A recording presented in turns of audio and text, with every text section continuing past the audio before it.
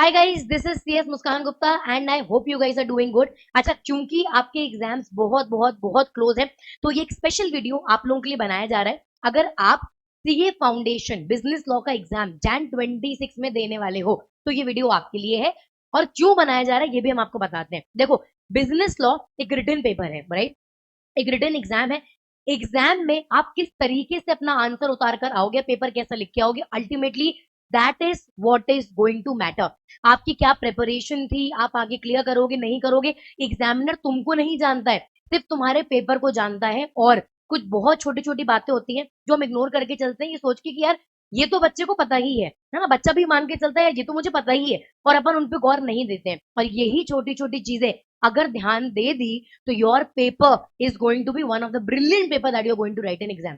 तो आज हम कुछ आपको वो एंड मोमेंट टिप्स बता रहे हैं, और एंड मोमेंट ही बता रहे हैं ताकि आपके दिमाग में याद रहे कि बिजनेस लॉ प्रिपेयर करने के लिए, and I am only talking about business lawyer. हम आपको ये भी बता देंगे यहाँ पर कि कौन से टॉपिक अभी एकदम एंड मोमेंट पे बिल्कुल बिल्कुल पढ़ लो, एंड कुछ बातें जो अपने को ध्यान रखना है, ठीक है? चलिए पहले हम आपको टॉपिक्स ही बता देते हैं। बिजनेस लॉ में अगर तुम्हें बहुत ज्यादा डर लग रहा है कि यार नहीं हो रहा, we have tried our best, पर अभी बहुत डर लग रहा है, बहुत एंजाइटी हो रही है, बहुत घबराहट हो रही है, तो अब आप कुछ इंपॉर्टेंट टॉपिक्स बता दो जो मैं देख लूं, ठीक है? आई अंडरस्टैंड कि आपको इस एक चैप्टर से शायद डर ज्यादा लगता होगा, but I will still say this. ICA, that is Indian contract act, ये सबसे अच्छे से प्रिपेयर कर लो। अब मैम हमको डर इसलिए लगता है because there are 9 units in Indian contract act, तो क्या पढ़े क्या नहीं पढ़े। तो देखो, ये 9 यूनिट्स में से, ये 9 यूनिट्स में से यूनिट वन जहां पर आपका invitation to an offer, and offer में डिफरेंस दिया है, टाइप्स ऑफ ऑफर दिए हुए, कुछ केसेस दिए हुए, वो देख लो, ठीक है? देन आपका यूनिट 2 कंसिडरेशन बहुत ज्यादा इंपॉर्टेंट है। अगर आप एमआरपी वाले सेशन जो भी हम यूट्यूब पे ले रहे हैं आपने देखा है, तो वहां पे भी ये चीज हमने आपको बताई है, ठीक है? Clarifying this again. यूनिट 3 में आपका एसेंशियल्स आ जाते हैं, कॉम्पिटेंसी ऑफ पार्टी आ जाता है, फ्री कंसेंट आ जाता है। पैटर्न देखो तो फ्री कंसेंट से भी क्वेश्चन आता है, कॉम्पिटेंसी ऑफ पार्टी वो अनसाउंड माइंड, इंसॉल्वेंसी है ना, डिस्क्वालीफाइड बाय लॉ, माइनर, इनसे भी कई बार क्वेश्चन आ जाता है। एंड अपार्ट फ्रॉम दैट, एक तो स्पेसिफिकली ध्यान रखना वॉइड अग्रीमेंट, ठीक है? वॉइड अग्रीमेंट स्पेसिफिकली देखकर जाना, ठीक है? देन यूनिट 4 और यूनिट 5 में आपका ज्वाइंट प्रोमिसर, ज्वाइंट प्रोमिसी की लाइबिलिटीज, ज्वाइंट प्रोमिसी खैर नहीं आता है, पर ज्वाइंट प्रोमिसर बहुत ज्यादा फोकस करके पूछते हैं कि ज्वाइंट प्रोमिसर की क्या लाइबिलिटीज हैं, सेक्शन 42, सेक्शन 43 वो पूछेंगे। कॉन्ट्रैक्ट डिस्चार्ज कैसे होता है, उसमें novation, remission, rescission, rescinding the contract, ये आपको क्लियर होना चाहिए, है ना? तो ये कुछ बेसिक्स यहाँ से आते हैं। अब अगर अपन स्पेशल कॉन्ट्रैक्ट की बात करें, तो स्पेशल कॉन्ट्रैक्ट में हम आपको हमेशा बोलते हैं स्पेशल कॉन्ट्रैक्ट के लिए एजेंसी तो सबसे अच्छे से प्रिपेयर कर लेना, है ना? एजेंसी सबसे अच्छे से प्रिपेयर कर लेना, and then I come to the paper pattern also, किस तरीके का पेपर आएगा, ठीक है? एजेंसी बहुत अच्छे से प्रिपेयर करना, इसके बाद गारंटी बहुत अच्छे से प्रिपेयर करना। एंड अभी जो हम लोग एमआरपी सॉल्व कर रहे हैं ना, MRP means MDP, RTP and PYQ, उसमें हम लोगों ने देखा है कि एजेंसी, गारंटी और बेलमेंट, इन तीन से क्वेश्चंस बहुत ज्यादा है। अच्छा, इसका मतलब ये नहीं कि इंडेमनिटी और प्लेज से क्वेश्चंस आते ही नहीं है, indemnity pledge is comparatively easy, right? तो एंड मोमेंट की जो आप बात कर रहे हो, एंड मोमेंट पे एटलीस्ट इतना पढ़ के जाना, ठीक है?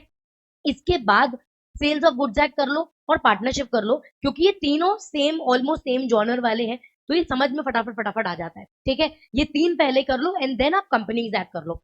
एंड मोमेंट के लिए अगर आप बैठे हो, 7 चैप्टर है, 7 चैप्टर में एटलीस्ट ये 4 चैप्टर्स बहुत अच्छे से प्रिपेयर करके जाना। अगर ये आप अच्छे से प्रिपेयर कर ले रहे हो, तो यहाँ 25 to 30 मार्क्स हो गया, यहाँ 15 से 20 नंबर हो गया, यहाँ पे भी मान लो 15 नंबर मान लो, और यहाँ पे भी 15 नंबर मान ले, तो 15 15 15 45 आपका ये हो गया, 45 + 30 75 आपका ये हो गया, अराउंड 75 मार्क्स का पेपर आप प्रिपेयर कर लेते हो। अच्छा, अब जो पहला चैप्टर आपका रेगुलेटरी फ्रेमवर्क, उससे एक 6 नंबर का क्वेश्चन है ना, सिविल लॉ, क्रिमिनल लॉ, ये हो गया। देन सोर्सेज ऑफ लॉ क्या है, ये बहुत बार पूछते हैं, ये हो गया। एंड आपका एलएलपी, एलएलपी से एक 6 नंबर का क्वेश्चन, ये फिक्स्ड है, आएगा जरूर। एलएलपी से एक 6 नंबर का क्वेश्चन और रेगुलेटरी फ्रेमवर्क से एक 6 नंबर का क्वेश्चन आएगा। पर पेपर में भी प्रायोरिटी आप देखोगे कि इन चैप्टर्स को ज्यादा मिलती है, और इनके बाद एनआई को मिलती है, नेगोशिएबल इंस्ट्रूमेंट। बहुत बच्चों को एनआई लिखने में प्रॉब्लम आता है कि मैम आंसर राइटिंग थोड़ा एनआई का प्रॉब्लम लगता है, इसलिए ये 4 चैप्टर पहले, देन एनआई। और अगर मान लो आपसे एनआई नहीं हो रहा है, तो रेगुलेटरी फ्रेमवर्क और एलएलपी काफी इजी है, तो वो एक बार देखकर जाना, ठीक है? अब देखो क्या बातों को अपने को ध्यान रखना है, वो छोटी छोटी बातें क्या थी, देखिए। दो तरह के क्वेश्चन जो आपसे पेपर में पूछ रहे हैं, एक केस बेस्ड क्वेश्चन और एक डायरेक्ट क्वेश्चंस, ठीक है। अगर केस बेस्ड क्वेश्चन आपसे पूछा है तो अपने को बस एक सिंपल बात याद रखनी है, प्रोविजन, फैक्ट और कंक्लूजन, ठीक है। अपने को एक सिंपल बात ध्यान रखनी है, प्रोविजन, फैक्ट, कंक्लूजन। वो केस पढ़ने के बाद जो केस स्टडी पूछी है उस केस की जो भी रेलेवेंट प्रोविजन आपको समझ में आ रही है पहले वो लिखो, उस केस में क्या हुआ है वो लिखो, and then what is your answer कि yes he can file a suit और no there is no breach of contract, conclusion लिखो। सिंपल फंडा अपनाना।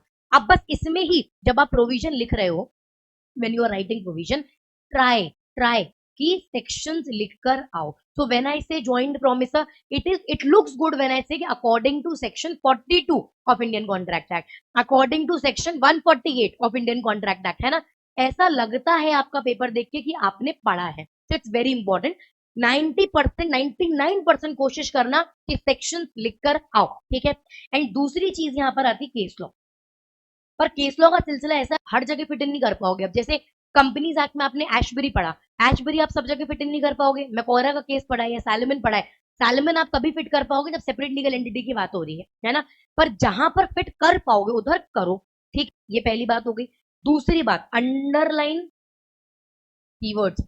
अंडरलाइन कीवर्ड्स मतलब मान लो मैंने लिखा है, सेक्शन लिखा है section 42, then underline it with the same pen, underline it. Section 42 of Indian contract act, underline section 42। ये presentation skills I am telling you जो एंड मोमेंट पे बहुत जरूरी है, ठीक है। इंपॉर्टेंट टॉपिक्स हमने आपको बता दिया। अब इसी दौरान एक आखिरी चीज जो आपको ध्यान रखना है, ठीक है, कभी भी पेपर उठाने के पहले तो पहले पूरा पेपर एनालाइज कर लो। आपको ये पता है कि क्वेश्चन 1 मैंडेटरी है और बाकी क्वेश्चन अपने पास ऑप्शन अवेलेबल है, पर क्वेश्चन 1 मैंडेटरी है। तो एक बार पूरा पेपर एनालाइज करके समझ लो कि कौन सा सेक्शन आपको जम रहा है। जैसे 1 आपको बहुत अच्छा आता है या क्वेश्चन 2 बहुत अच्छा आता है या 5 बहुत अच्छा आता है, ये एनालाइज कर लो। इससे क्या होगा, आपको ये पता होगा कि कौन सा आंसर आपको बेस्ट आता है जिससे आप पेपर शुरू कर सकते हो, ठीक है। पर उसमें भी when you going through the question तो आप एक चीज नोटिस करना, आपको 3 चीजें दिखेंगी।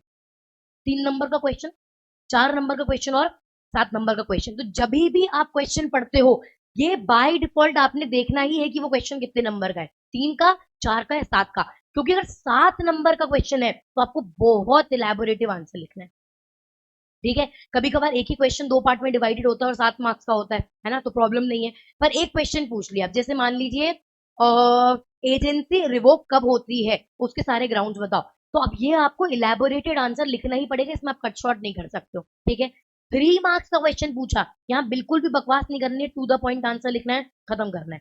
आपसे मान लीजिए पूछा कि एजेंसी है या नहीं है, define agency, considering the element, yes this is an agency, बस। कोई और पंचायत नहीं करना है, ठीक है। और अगर 4 नंबर का क्वेश्चन है तो यहाँ थोड़े से कोशिश करना है अपने को कि प्रोविजन, केसेस यहाँ पे अगर अपन डाल पाएंगे, फैक्ट, कंक्लूजन, है ना, वो अपन प्रॉपर यहाँ पर ध्यान दे। पर 3 मार्क्स के क्वेश्चन में टू द पॉइंट आंसर लिखना, साथ में थोड़ा 7 मार्क्स में इलेबोरेटिव लिखना, ठीक है। इससे आपका होगा क्या, व्हेन यू डू दिस, तो देखो अपने को गिवन टाइम पीरियड में 3 घंटे में पूरा रिटन पेपर खत्म करना है, तो राइटिंग स्पीड भी मेंटेन करना है ना, राइटिंग स्पीड भी मेंटेन करना है, क्वालिटी ऑफ कंटेंट भी लिखना है। अपने को 2 चीजें इसके बाद और इंश्योर करना है, एक तो टाइम कि समय से पेपर खत्म हो और दूसरा कंटेंट अपना कॉम्प्रोमाइज नहीं हो। तो जब आप ये करोगे तो जैसे 7 मार्क्स के क्वेश्चन में बहुत कंटेंट डालने की जरूरत है, आप कर पाओगे। 3 नंबर में टू द पॉइंट लिखने की जरूरत है। तो अगर आप ये टाइम अलॉटमेंट करते चलोगे पहले मिनट से, तो एंड में आपका पेपर 5 मिनट पहले खत्म भी होगा और एंड में एक बार आपको पेपर रिव्यू करने भी मिलेगा कि भाई 5 मिनट बचे, एक बार पलट के देख ले तो कि सब मेरा सही से हो गया नहीं हो गया, और वो करना जरूर, ठीक है। क्वेश्चन की नंबरिंग पे ध्यान देना है कि क्वेश्चन 1 सब पार्ट 1 पूछ रहा है कि क्वेश्चन 1 सब पार्ट 2 आंसर कर रहे हो। So when you are writing let's say question 1 sub part 1, write it like this, sub मतलब जैसा भी क्वेश्चन दिया है वो। तो आपका ये नेमिंग, ये छोटी छोटी चीजें हैं जो बहुत जरूरी है, and that is the objective of today session, right. तो अगर एकदम एंड मोमेंट पे हो तो ये कुछ टॉपिक्स हैं जो देख लो, ठीक है। इनके लिए क्वेश्चन के लिए ध्यान रखना, डायरेक्ट क्वेश्चन जो है वो हम वही 7 मार्क वाले क्वेश्चन की बात कर रहे हैं। जो इलेबोरेटिव क्वेश्चन आएगा you have to write a lot there, है ना, उसमें बहुत लिखना है, तो अपने को वहां समय ज्यादा चाहिए, कंटेंट ज्यादा चाहिए compare to 3 and 4 marks, right. और अभी से लेके आप पेपर तक आप जितनी आंसर राइटिंग प्रैक्टिस कर सकते हो उतना करना, because that is very very very important for your exam, right. I hope this helps. अगर आंसर राइटिंग खुद से नहीं कर पाओगे, इसी यूट्यूब चैनल पे यस अकेडमी फॉर सीए पे I am taking MRP sessions, जहां पे chapter wise we are solving MTP, RTP, PYQ, maximum जितने अपन एक दिन में कर पा रहे हैं, क्योंकि साथ में बैठ के हम लोग साथ साथ लिखते हैं, तो 2 घंटे में बहुत सारे क्वेश्चन तो नहीं होते हैं, पर गुड एज ये होता है कि बच्चे को समझ में आ जाता है कैसे क्वेश्चन को अप्रोच करना है, कैसे लिखना है, कितना लिखना है, कितना नहीं लिखना है. You will get a fair idea about that. I hope this helps. भगवान करे कि ये आपको दिमाग में पड़े, सही समय पे ये वीडियो आप तक पहुंच जाए और आप आपका जनवरी 26 का अटेम्प्ट क्रेजी लिख कर आओ. अच्छा, जनवरी 26 का अटेम्प्ट जब आपका हो जाए, and if this video help, please let me know in the comment box. I will see you guys later. All the best. Thank you so much. Bye bye. Tata.